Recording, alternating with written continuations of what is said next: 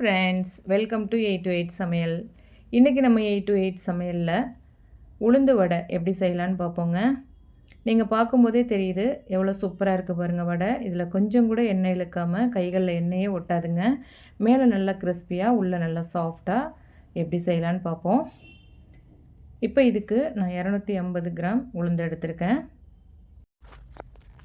250 gram உளுந்துக்கு 50 gram பச்சரிசி எடுத்திருக்கேன். இது ரெண்டுக்கும் தண்ணி சேர்த்து நம்ம ஒரு 3 மணி நேரம் போல் இதை ஊற வச்சுக்கலாம்.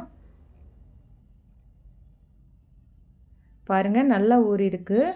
அரிசியும் நல்லா ஊறி இருக்குங்க. இப்போ நம்ம நல்லா தண்ணி வடிச்சிட்டு இப்போ நம்ம இதை ஒரு மிக்ஸி ஜாருக்கு மாற்றி அரைச்சிக்கலாம். இதில் நம்ம தண்ணி எதுவும் சேர்க்கக்கூடாது. அந்த அரிசியில் உள்ளது கொஞ்சமாக தண்ணி சேர்த்துருக்கேன். ஃபஸ்ட்டு அரிசியை மட்டும் சேர்த்துட்டு நம்ம அரைச்சிடலாம். பாருங்கள், இந்த மாதிரி ஃபஸ்ட்டு அரைச்சிக்கோங்க. அடுத்தது நம்ம உளுந்தையும் அது கூட சேர்த்துடலாம். உளுந்து சேர்த்துட்டு நம்ம தண்ணி எதுவுமே சேர்க்கக்கூடாதுங்க. சேர்க்காமல் அதிலேயே நம்ம அரைச்சி எடுத்துகிட்டு வந்துடலாம். பாருங்கள், மிக்சியில் அரைச்ச மாவு எவ்வளோ சாஃப்டாக இருக்குது பாருங்கள். இந்தளவுக்கு நல்லா கெட்டியாக தண்ணி சேர்க்காமல் அரைச்சிக்கோங்க. இப்போ நம்ம இதை மிக்ஸ் பண்ணுறதுக்கு ஒரு பாத்திரத்துக்கு மாற்றிக்கலாம்.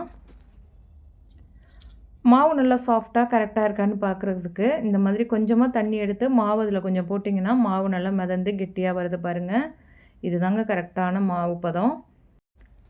இப்போ இது கூட சேர்க்குறதுக்கு 15 சின்ன வெங்காயம், ஒரு பெரிய வெங்காயம், 1 ஸ்பூன் மிளகு, ஒரு பச்சை மிளகாய் கட் பண்ணி வச்சுருக்கேன், 2 கொத்து கருவேப்பிலையை கட் பண்ணி வச்சுருக்கேன், ஒரு துண்டு இஞ்சி நல்லா பொடுசாக கட் பண்ணி வச்சுருக்கேன்.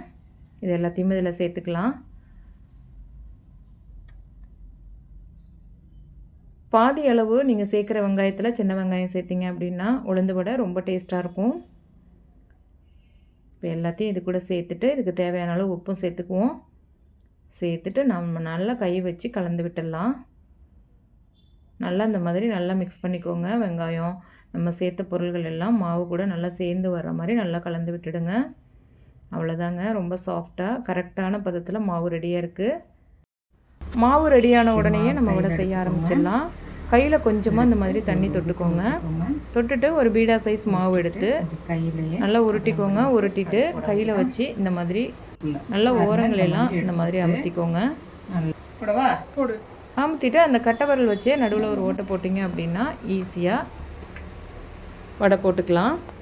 நம்ம பேப்பர்லேயோ இலையிலையோ வச்சு இந்த மாதிரி செய்யணும் அப்படின்னா கூட நீங்கள் செஞ்சுக்கலாம். இது ரொம்ப ஈஸியாக இருக்கும் நம்ம கையில் எடுத்து செய்கிறதுக்கு. கையில் கொஞ்சமாக தண்ணி தட்டுக்கோங்க, ரொம்ப தண்ணி சேர்த்துடக்கூடாது.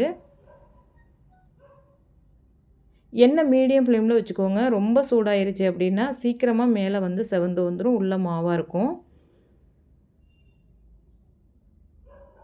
நல்லா எண்ணெயில் உள்ள பபுள்ஸ் எல்லாம் குறைஞ்ச உடனே நம்ம வெளில எடுத்துடலாம். அவ்வளோதான்.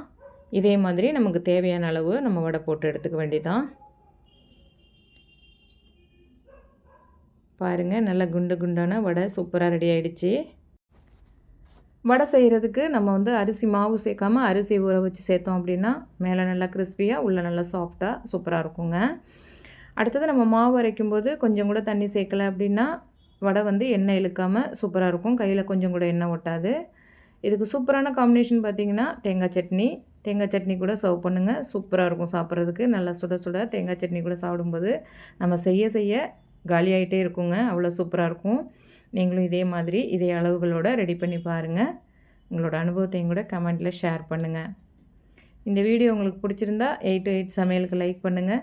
உங்கள் உறவுகளுக்கும் நண்பர்களுக்கும் ஷேர் பண்ணுங்கள். மறக்காமல் நம்ம சேனலுக்கு சப்ஸ்கிரைப் பண்ணுங்கள். தேங்க்ஸ் ஃபார் வாட்சிங்.